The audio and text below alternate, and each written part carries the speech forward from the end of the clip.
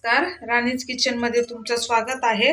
आज आपण बनवणार आहोत प्रसादाचा शिरा। त्यासाठी आपल्याला लागणारे साहित्य आहे, हा मी 1 वाटी रवा घेतलेला आहे। रवा हा मोठा घ्यायचा आहे, शिऱ्यासाठी मोठा रवा घेतला तर शिरा मोकळा होतो। त्यानंतर 1 वाटी साखर, 1 वाटी तूप, मी दूध 2 वाट्या घेतले। त्याऐवजी तुम्ही 2 वाट्या पाणी पण घेऊ शकता किंवा 1 वाटी पाणी आणि 1 वाटी दूध पण घेऊ शकता।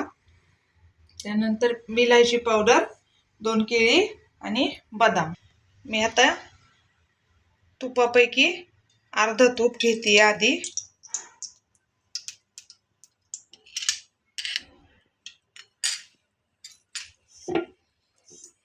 तूप आपल्याला गरम होऊन द्यायचंय आणि तूप गरम झाले की मग त्यात आपण हा रवा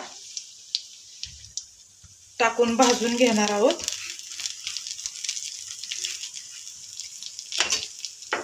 रवा हा मंद आचेवरतीच भाजायचा, चांगला मस्त वास सुटेपर्यंत आपण हा रवा भाजून घेणार आहोत। आपला रवा तिकडे भाजतोय तोपर्यंत मी हे बदाम कापून घेते।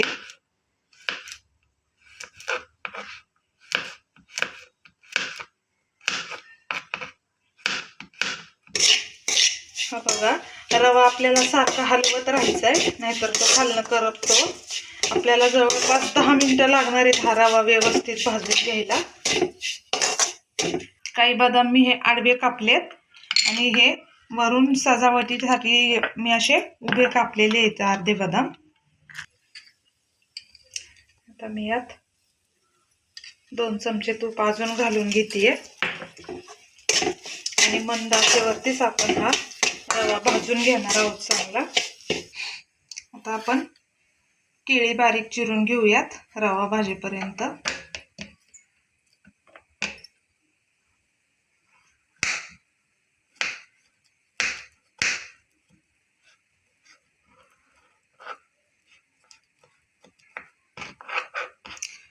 काट्याच्या चमच्याने कुस्करून घेतले तरी चालतील।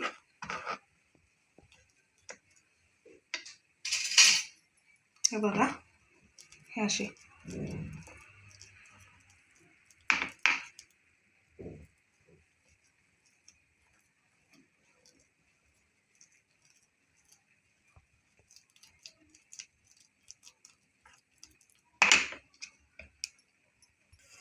बघा, जवळपास 4 मिनिटं झालेली आपला रवा भाजतोय।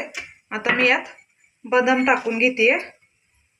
आपल्या रव्याबरोबर बदाम पण आपले परतून होतील म्हणून मी बदाम पण त्यात टाकलेले आहेत।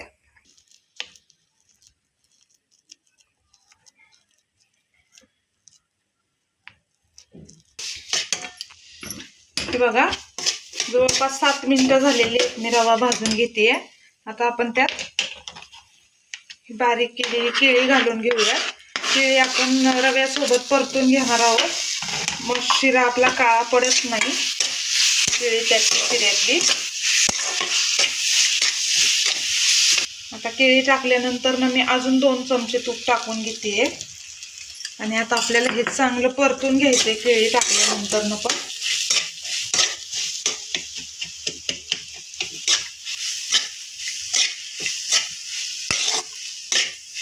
हे बघा, आता आपली केळी चांगली परतून झालेली बघा, यात केळी तुम्हाला दिसणार पण नाही।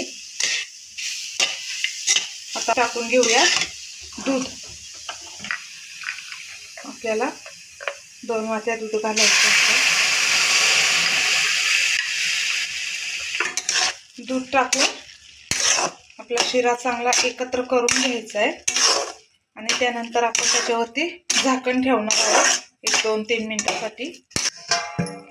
हे बघा, मी आता याच्यावरती झाकून ठेवते 2 मिनिट हा आपला शिरा। हे बघा, 2 मिनिटं झालेली आहेत आणि आता मी यात साखर घालून घेते।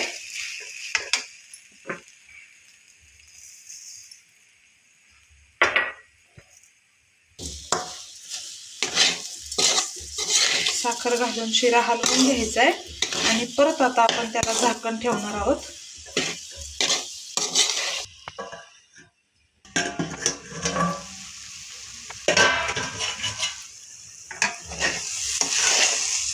बघा, आता आपली साखर जवळपास पूर्णपणे विरघळलेली आहे। हे बघा, आता आपला शिरा तयारच झालेला आहे जवळपास। आता मी यात सगळ्यात शेवटी विलायची पावडर टाकून घेते आणि आपण आता शिरा चांगला हलवून घेऊया।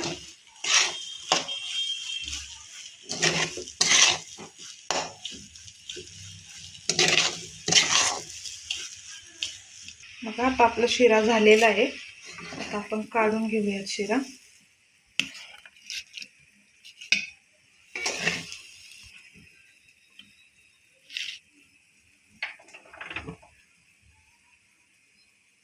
जसा जसा शिरा थंड होतो तसा तो घट्ट होत जातो।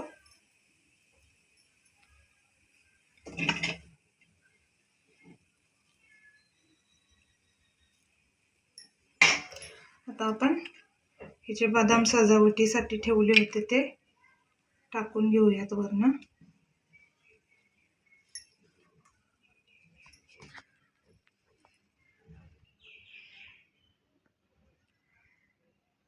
हे बघा, आता याच्यावरती मी कढईने थोडंसं तूप सोडून घेते आणि आता आपला शिरा तयार आहे।